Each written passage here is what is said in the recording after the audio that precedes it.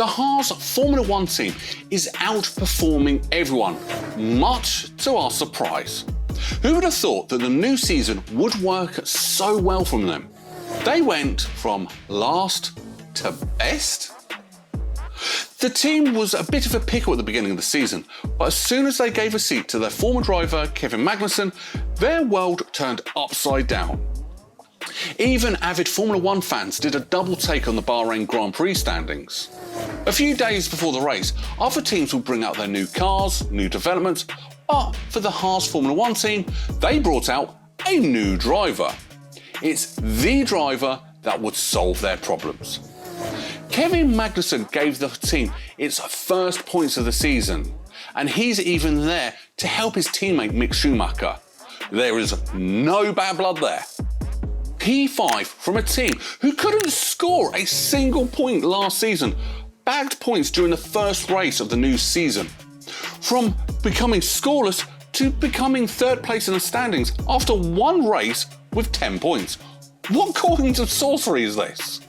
Some are thinking that the standings are actually upside down, with the usual midfield teams like Haas and Williams on top, while the bigger teams, specifically Mercedes and McLaren, are near the bottom. Haas had not scored even 1 point and had not even placed under P10 ever since Romain Grosjean's 9th place finish in Germany in October 2020. Kevin Magnussen's finish was his best career finish in Formula 1 since a 5th place finish for Haas in Austria in 2018. Nobody, and I mean nobody, expected the return of Haas, especially because Kevin wasn't supposed to be part of the team. Not until a few days before the opening race. If it weren't for Nikita Mazepin's termination, would Haas have scored any points by now? Because of Russia's invasion of Ukraine, the team chose to forego the dismissal of their Russian driver Nikita Mazepin and sponsor Uralkali. Most people think that Haas fired Nikita because of his nationality, but in reality, he was let go because they couldn't fund him anymore since his sponsor was also gone. He could have raced under a neutral flag, so it's really sad that this had to happen. But you know what they say, when one door closes, another opens. Team principal Gunther Steiner was enjoying the fact that he wasn't asked the same old "what went wrong today" questions after the Grand Prix.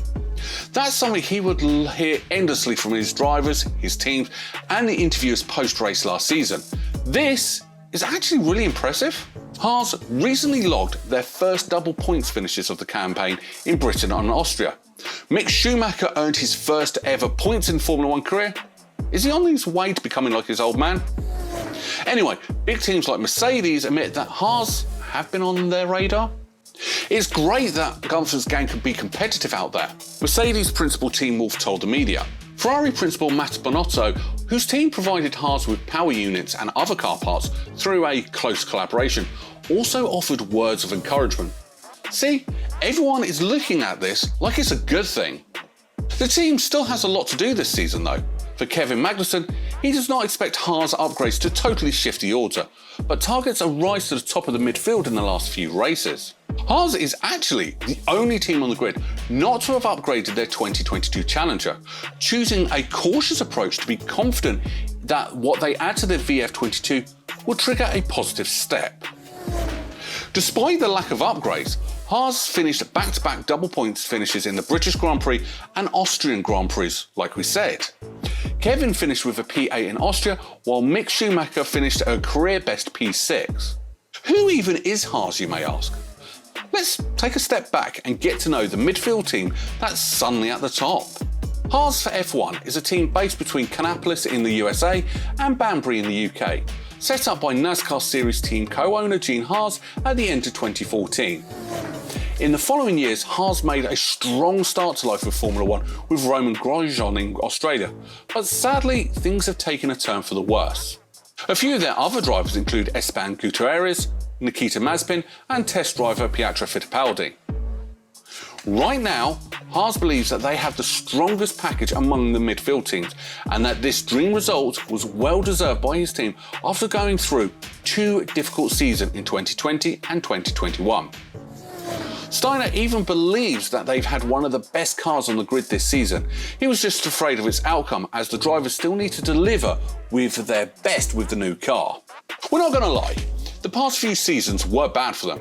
Aside from the no-point season last year, they were in the middle of a controversy with their ex-driver Nikita Mazepin. We already know why Nikita was fired, like we said a while ago. The problem is he's taken this to court because he doesn't believe what Haas did was right. They actually didn't notify him that he was fired. Nikita is currently not a driver for any team. He's currently doing charity work for other Russian athletes who also went through the same thing he did. Nikita went on Twitter to have a rant about this. He said, "While I understand the difficulties, the ruling from the FIA plus my ongoing willingness to accept the conditions proposed in order to continue were completely ignored and no process was followed in this unilateral step. I have treasured my time in Formula One and generally hope that we can all be together again in better times." Formula One terminated its contract with the Russian Grand Prix too. The race in Sochi was contracted through to 2025. With all these happening, can we finally say that Haas is on the top? It sure does look like that way. It sure does look like they belong in the front of the grid. They're one of the few teams that have been consistent this season. Some just get points and never do it again, but with Haas, it's different. They even give Mick Schumacher his first career points ever, right? The Formula One team revealed that they aim for points every race, and it's finally realistic thanks all to their drivers, the team, and the new car. One of the most shocking outcomes actually includes qualifying. They achieved their best ever combined team result in qualifying session in the 7-season history of the squad, successfully locking out the third row of the grid during the Canadian Grand Prix. Kevin Magnussen went on to secure P5 on the grid, while Mick was just 4/10 behind in P6. We do hope that this continues for the team. It's like that every Formula One fan believes in them. There's no hatred, no bashing, nothing at all. They have this charm that gets everyone to cheer for them. It's really what they deserve for being one of the most unproblematic teams in the sport.